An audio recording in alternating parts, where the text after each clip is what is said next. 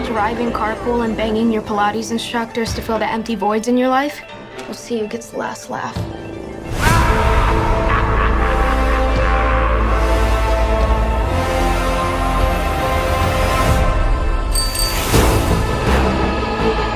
My mom grew up here, that old house on the hill. Wait, the ghost house? Is your mom Lydia Dietz? Unfortunately. She's a legend.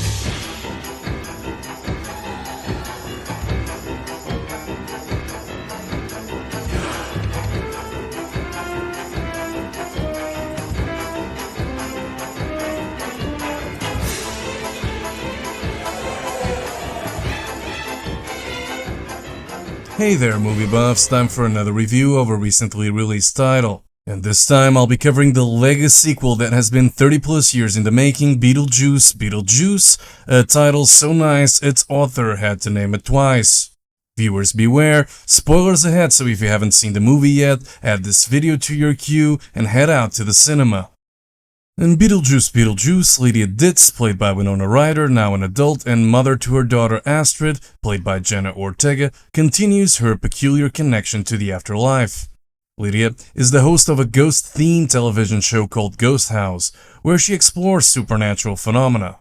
She has a strained relationship with her daughter, fueled by both Astrid's skepticism towards her mother's abilities and the fact that she has never used them to communicate with her deceased ex-husband, Astrid's father. Making matters worse is the toxic presence of Lydia's new partner and producer, Rory, played by Justin Theroux. With the death of Charles Dietz, the clan is reunited with Delia, played by Catherine O'Hara, in Winter River. Meanwhile, in the realm of the undead, Beetlejuice's ex-wife, Dolores, played by Monica Bellucci, a soul-sucker, is after the mischievous bio-exorcist, played by Michael Keaton, to settle an afterlife score. Beetlejuice finds in Lydia, whom he tried to marry in the original 1988 movie, a loophole that will allow him to escape Dolores' claim. With the whole Dietz clan involved in the Juice's plan, and the living world and the afterlife connected once again, matters are further complicated when Wolf Jackson, played by Willem Dafoe, a ghost detective, is on their tail. Well, for the first time in 21 years, I finally headed out to watch a Tim Burton movie. I wasn't particularly interested in this title, mind you. And it's not that I don't enjoy Tim Burton's movies. I think the director had a pretty good run between 1988 and 1999. I just find that any output post Big Fish, released in 2003, is merely a replay of the director's quirky yet commercially friendly brand of goth pop aimed at peddling more A Nightmare Before Christmas merchandise, a title celebrated by most of Burton's fans as the best movie he directed, even though he didn't. But when I talked to my dad, with whom I shared a first watch of Burton's classics like Sleepy Hollow, Planet of the Apes, and Mars Attacks, and found out he was keen to see the movie, I went with him to see it at the big screen. And since I'm riding a wave of nostalgia, let me share with you my thoughts on the original 1988 Beetlejuice. It's a title I hold in very high regard, a combination of imaginative scenarios, well-written and captivating characters, a stellar cast, and a kitschy yet fun combo of visuals that play to Burton's penchant for stop-motion animation. A funny and iconic classic that needed no sequel, but that's exactly what Warner Brothers has been trying to push for over 30 years. Some of the ideas originally pitched in the early 1990s for a sequel included Beetlejuice in Love, where the titular character takes advantage of a recently deceased individual to escape to the world of the living and pursue his former fiancée. And the infamous Beetlejuice Goes Hawaiian, where the Dietz family relocates to Hawaii, where Charles is opening a new resort built on a burial ground, and somehow the ghost with the most saves the day. I'll have to be completely honest, none of these ideas sound like they would make for a good movie. And after the first trailer was released, there was at least some hope that the final output would be better than any of the previously mentioned pitches. Beetlejuice's opening credits put a smile on my face. That unique combination of Danny Elfman's iconic score and the reimagining of the original titles with the overview of Winter River, Connecticut, along with several nods to the events of the original Beetlejuice, was a really nice touch. That smile soon went away. We immediately find ourselves in a movie that isn't even a mere fan service. It's a full-out work in progress that came straight from a brainstorming session, an amalgamation of ideas glued together with a thin narrative arc. This results in Beetlejuice not being a movie but rather a collection of several concepts for sequels. Astrid getting dragged into the afterlife, Beetlejuice's ex-wife coming back for his soul, and Lydia's very own personality change after the events of the 1988 original movie, along with countless other subplots. There's no focus and the execution isn't the best. Everything that happens in Beetlejuice is predictable, starting with Jeremy Fraser's introduction and the first glimpse we get of his homestead. The rushed assembly of all these plots result in the introduction of multiple plot points that don't go anywhere.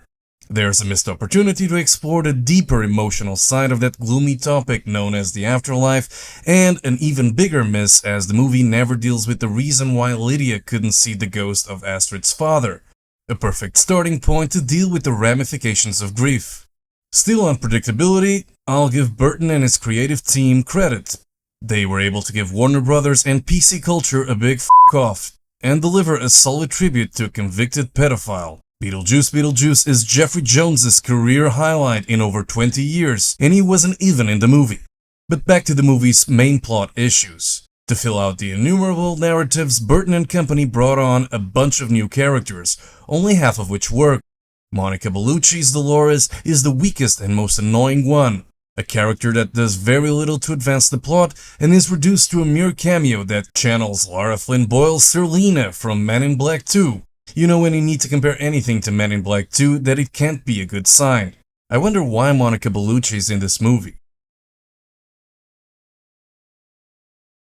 But if Dolores isn't needed for the plot to move forward, Astrid sure is essential.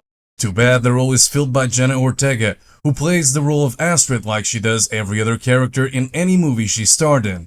A moody, annoying late teen who's miles away from the wannabe goth stereotype-defining performances delivered by Winona Ryder and Christina Ricci in the 1980s and 90s.